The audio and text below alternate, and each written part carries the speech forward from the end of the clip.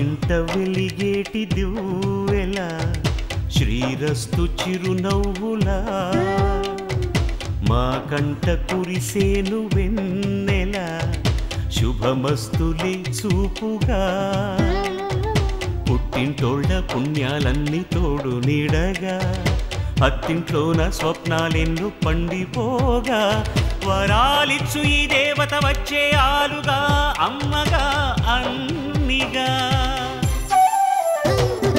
మా ఇంట వెలిగేటి దివ్వెలా శ్రీరస్తు చిరునవ్వులా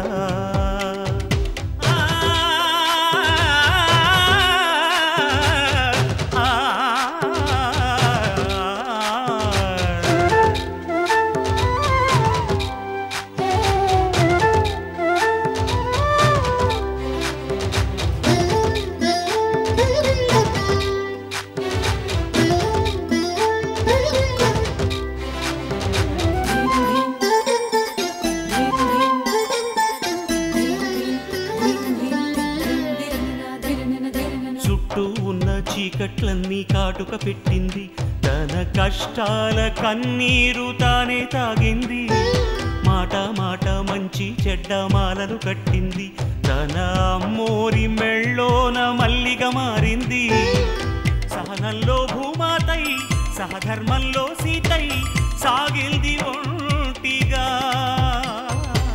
పగలంతా ఇల్లాలై పతి కోరే ప్రియురాలై పండింది ఆ దేవతే మాకు ప్రేమాంకితం చేసేలి జీవితం ఎన్నడు మా ఇంట వెలిగేటి దివ్వెలా శ్రీరస్తు చిరునవ్వులా మా కంట కురిసేను వెన్నెలా శుభమస్తులే చూపుగా పుట్టింటోళ్ళ పుణ్యాలన్నీ తోడు నీడగా అత్తింట్లోన స్వప్నాలెన్నో పండిపోగా వరాలిచ్చు ఈ దేవత వచ్చే ఆలుగా అమ్మగా అన్నిగా మా ఇంట వెలిగేటి దివ్వెలా శ్రీరస్తు చిరునవ్వులా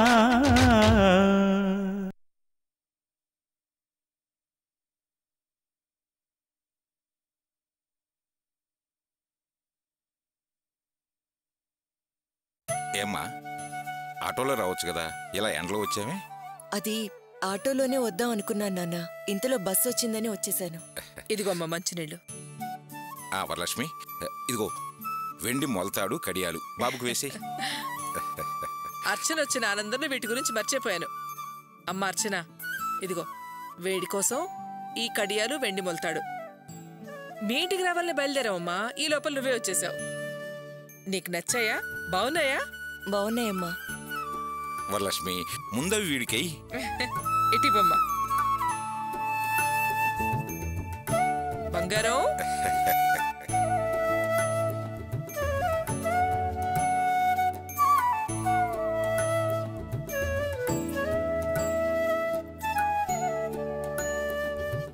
సరిగ్గా పట్టుకోండి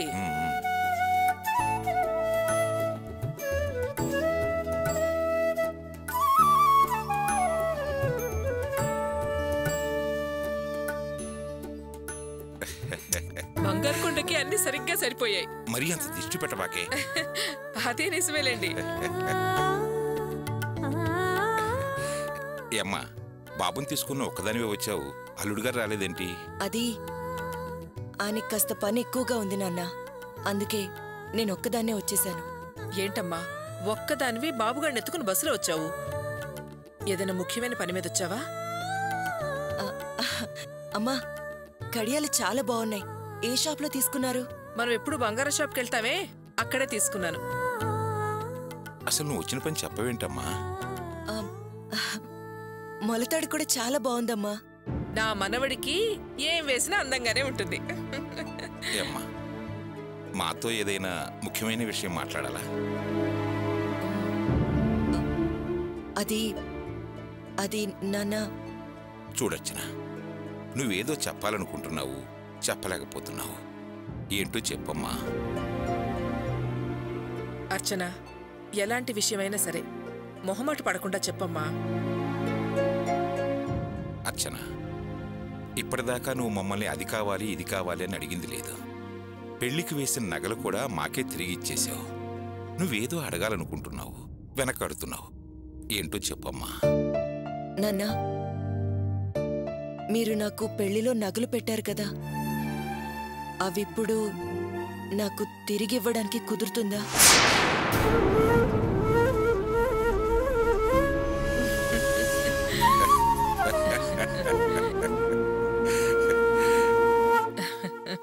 ఓసి పిచ్చిదానా.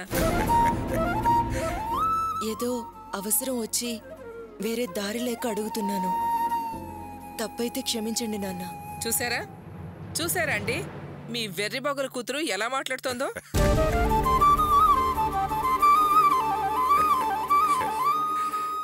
అమ్మా అర్చన,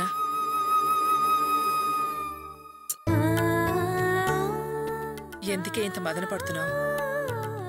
మమ్మల్ని అడగడానికి నీకు మొహమాటం ఎందుకు? అవి నీ నగలేనమ్మా, వాటి మీద నీకే హక్కుంది. నువ్వు ఇలా అడగడం మాకు చాలా సంతోషంగా ఉందమ్మా. ఇన్నాళ్ళు నువ్వు నాతో మాట్లాడలేదని పంతం పట్టావని ఎంతో బాధపడ్డాను.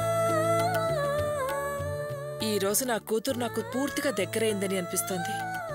అర్చన, నువ్వే వద్దని ఇచ్చేశావు, ఈరోజు కావాలని అడుగుతున్నావు. చాలమ్మా, చాలా తృప్తిగా ఉంది. వరలక్ష్మి, వీళ్ళ నగలు తీసుకురాపు. అలాగేనండి.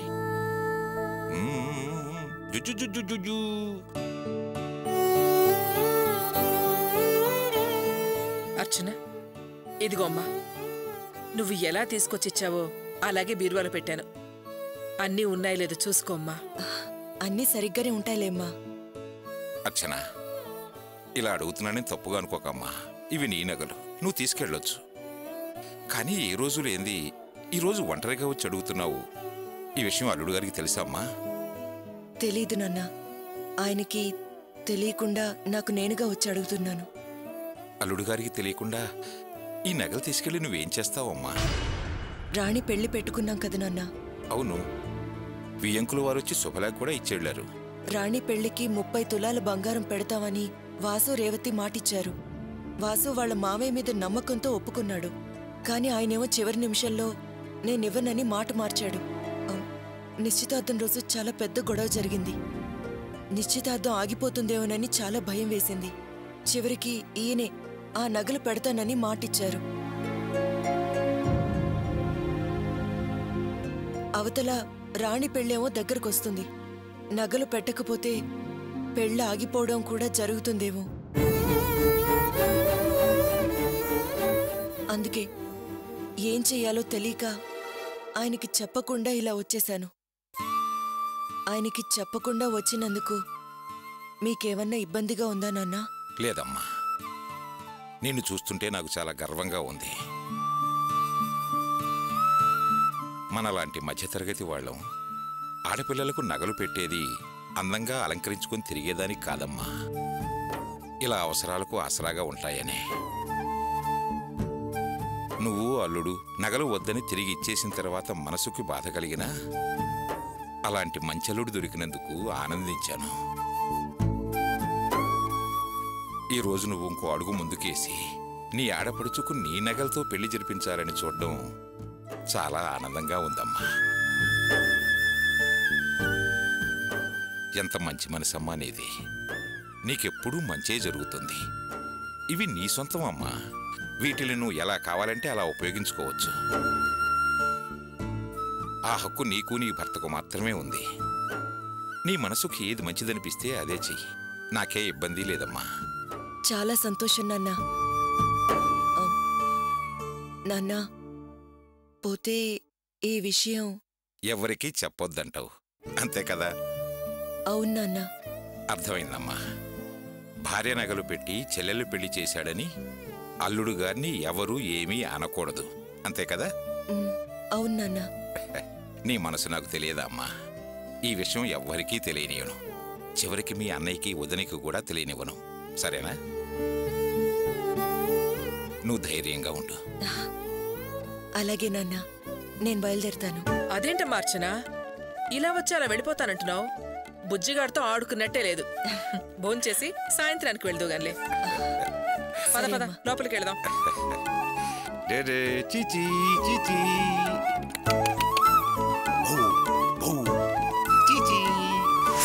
ఏంటి భాగ్యమ్మ, ఇంత సడన్ గా వచ్చి ఇంటి పత్రాలు కుదవా పెట్టుకొని అంత డబ్బు ఇయ్యమంటే నాకేమీ అర్థం కావటం లేదు.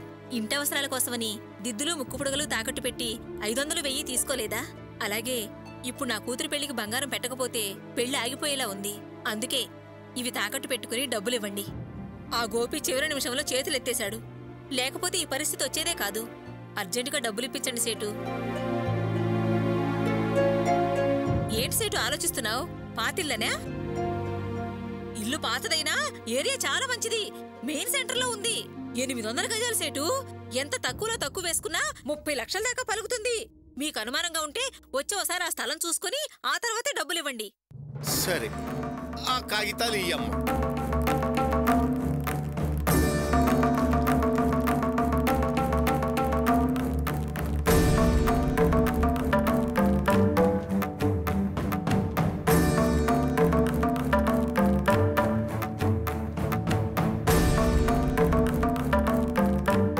సరే భాగ్యమ్మ, వాసు ఎక్కడా? వాసు ఇల్లరికం వెళ్ళాడు కదండి, వాళ్ళ మామగారింట్లోనే ఉన్నాడు. అలాగా? పేరు ఉన్న మనిషి ఉంటే బాగుంటుందమ్మా. ఏంటి సేటు మీరనేది? నాకేమీ అర్థం కావట్లేదు. పేపర్స్ ఎవరి పేరు మీద ఉంటే వాళ్ళు ఉంటే బాగుంటుందమ్మా. ఈ పేపర్స్ వాసు పేరు మీద ఉన్నాయి. ఏంటి? వాసు పేరు మీద ఉందా? బాగా చదివి చూడండి సేటు. ఇల్లు నా పేరు మీదే ఉంది. షెడ్ ఒకటే వాసు పేరు మీద ఉంది. సరిగ్గా చూడండి. షెడ్డు గురించి నాకు తెలియదమ్మా. ఆ మ్యాటర్ ఇందులో లేదు. ఇంటి నెంబరు 5-5-2 నీ కొడుకు వాసు పేరు మీద ఉన్నది. అందుకని దీని మీద నీకు ఎటువంటి హక్కు లేదు. వీటిని అమ్మినా తాకట్టు పెట్టినా అతను సంతకం చేయాలి. అప్పుడే మేము డబ్బులు ఇవ్వగలం. వెళ్ళి వాసుని తీసుకురామ్మా. లేకపోతే అతని దగ్గర నుంచి ఇంటి మీద జనరల్ పవర్ పట్టా తీసుకునిరా. అప్పుడే డబ్బులు ఇవ్వగలం. వాసుని తీసుకురావాలి, లేకపోతే రాయించుకురావాలి, అంతే కదా? అవునమ్మా. వాసు వచ్చి సంతకం పెడితే చాలుగా? సరిపోతుంది. అమ్మయ్యా, గోపిని తీసుకురా అంటావేమో అనుకున్నాను. సరే, వాసుని తీసుకుని ఇప్పుడే వచ్చేస్తాను. 25 లక్షలు రెడీగా ఉంచు. అన్ని 500-1000 రూపాయలకి అయితేనే కావాలి, గుర్తుంచుకో. అలాగే రెడీ చేస్తానమ్మా. వాసునన్నా తీసుకునిరా, జనరల్ పవర్ పట్టానన్నా తీసుకునిరా. ఆ కాగితాలు ఎలా ఇవ్వండి. నేనెళ్ళి మా వాసుని తీసుకుని ఇప్పుడే వస్తాను. నమస్కారం. ఏ మీరా, జల్దీ చాయ్ లేకరా, బాహర్ జానే కే లియే వక్త్ హో Chuke high. Okay, car mechanic. అవునండి. సిటీ మంచి మెకానిక్స్ లో మీరొక ఫేమస్ మెకానిక్, అవునా? అవును సార్. టీ షాప్ అతను చెప్పాడు. మీరు చాలా ఓపెన్ మనస్తత్వం ఉన్న మనిషిని, ఏ విషయం దాచుకోరని చెప్పాడు. ఇతర దేశాల మీద వ్యామోహం, కుటుంబ పరిస్థితులు బాగోలేక చాలామంది ఇక్కడికి వస్తున్నారు. కానీ అక్కడికి వెళ్ళిన వారం 10 రోజులకే అక్కడ పని ఒత్తిడి తట్టుకోలేక మేము తిరిగి వెళ్ళిపోతాం, మమ్మల్ని పంపించేయమని మళ్ళీ మా ప్రాణాలు తీసేస్తుంటారు. మీరలా చెయ్యరు కదా? లేదు సార్, నేను అలా చేయను. ఎంత కష్టమైనా భరిస్తాను. మీరు చెప్పినట్టే చేస్తాను. బాగా ఆలోచించుకుని చెప్పండి. 5 సంవత్సరాల అగ్రిమెంటు, సంవత్సరానికి 20 రోజులు లీవు. అప్పుడు మాత్రమే మీరిక్కడికి రాగలరు. అంతవరకు భార్యాబిడ్డలకు దూరంగా ఉండవలసి వస్తుంది. రోజుకు 12 గంటలు పనిచేయాలి. పని మాత్రం కష్టంగా ఉంటుంది. మిగతా వాళ్ళలాగా పని ఈజీగా ఉంటుందని అబద్ధం చెప్పి నేను పంపించేవాడిని కాదు. అర్థమవుతుందా అండి? అర్థమైంది సార్. నా జీవితంలో ఎప్పుడూ నా కుటుంబాన్ని వదిలేసి నేను వేరే దేశం వెళ్తా అనుకోలేదు. కానీ నా చెల్లెలి పెళ్లి కోసం తప్పట్లేదు సార్.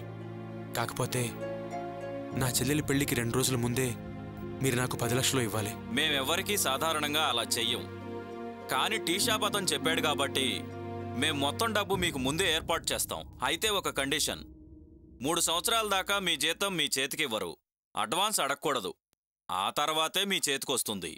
దానికి మీరు ఓకే అంటే అగ్రిమెంట్ పేపర్స్ ఇస్తాను, సైన్ పెట్టండి. నాకు ఓకే సార్.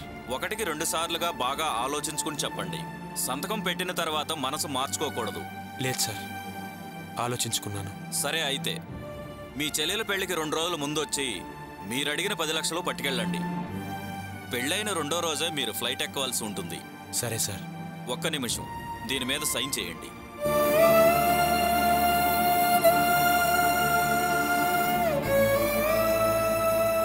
నీకు కావాల్సింది బంగారమేగా? అవును. నేనిస్తాను. పెళ్లిలో పెడతా ఉన్న 20 తులాలతో సహా మొత్తం 30 తులాల బంగారం నేనే ఇస్తాను.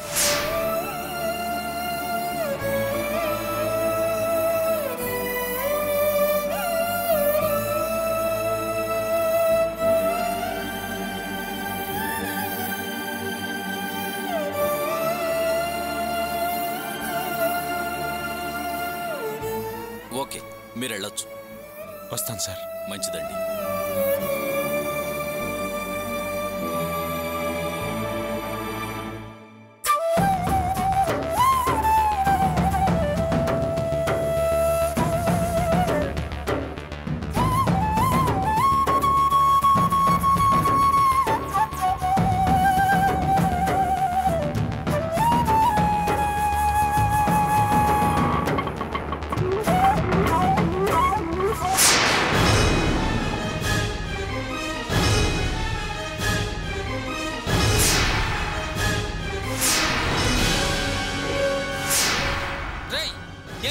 ఏంట్రా నువ్వు చేస్తున్న పని? నేనేం చేశాను రా?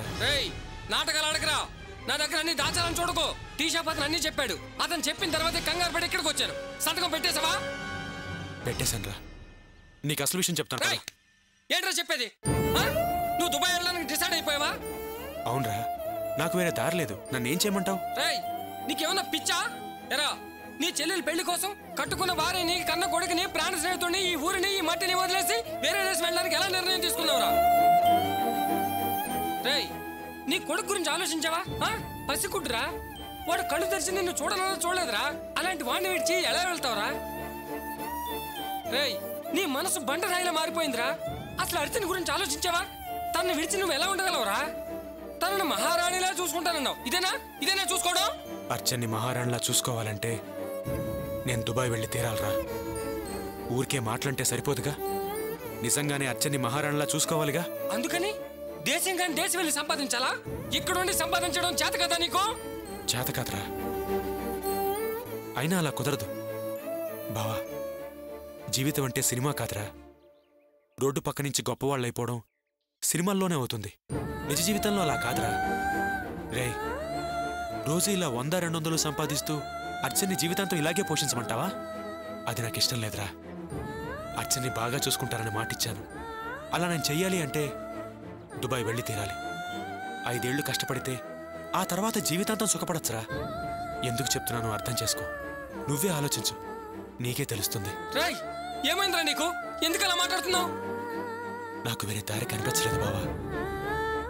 రాణి పెళ్లి జరిగి అన్ని అప్పులు తీరిపోవాలంటే ఇదొక్కటే మార్గం. నాకు తెలుసు. అర్చన్ని పిల్లాన్ని వదిలేసి 5 ఏళ్లు దేశం కాని దేశంలో ఉండడం చాలా కష్టం. నాకు తెలుసు. కానీ అన్నీ తెలిసే ఈ నిర్ణయం తీసుకున్నాను రా. అది కాదురా, నీకిప్పుడు డబ్బు కావాలి అంతే కదా? నా ఆటో అమ్మిస్తాను, నా పొలం అమ్మిస్తాను. చాలకపోతే దయచేసి పెళ్లి ఆపకండి అని వాళ్ళ కాళ్ళ మీద పడి నేను ప్రాధాయపడతాను రా. దయచేసి నీ నిర్ణయం మార్చుకోరా. ఏం మాట్లాడుతున్నారా? ఏం మాట్లాడుతున్నావు? నీకు అన్నం పెట్టి ఆటో అమ్మేస్తావా? లేకపోతే చల్ల నగలమ్మేస్తావా? లేకపోతే నీ పొలం అమ్మేస్తావా? అన్నీ అమ్మేసి రోడ్డు మీద నుంచుంటావా? నువ్వు నా కోసం అమ్మేస్తావు నాకు తెలుసురా. కానీ నేను నిన్నెప్పటికీ అలా చేయనివ్వను. ఎందుకు చెప్తున్నానో వినరా. ఎంతకంటే మంచి అవకాశం మళ్ళీ రాదురా. 5 ఏళ్లు, కేవలం 5 ఏళ్లు కష్టపడితే ఆ తర్వాత జీవితాంతం సుఖంగా ఉండొచ్చురా. అర్చన్ని బాగా చూసుకోవచ్చు. ప్లీజ్, నువ్వైనా అర్థం చేసుకోరా ప్లీజ్. దీనికి నేను ఒప్పుకున్నా మీ నాన్న రాణి అసలు ఒప్పుకోర్రా. అర్చన నిన్ను వదిలి అసలు ఉండలేదురా. తెలుసురా, ఎవరు ఒప్పుకోరని తెలుసు. ముఖ్యంగా అర్చన అసలు ఒప్పుకోదు. అందుకే పెళ్ళయ్యేదాకా ఈ విషయం ఎవరితోనూ చెప్పను. అర్చనతో అసలు చెప్పను. నువ్వు కూడా చెప్పకు. రాణి పెళ్ళి అయిపోయిన తర్వాత మెల్లగా అర్చన ఒప్పిస్తాను. పద, బయలుదేరదాం.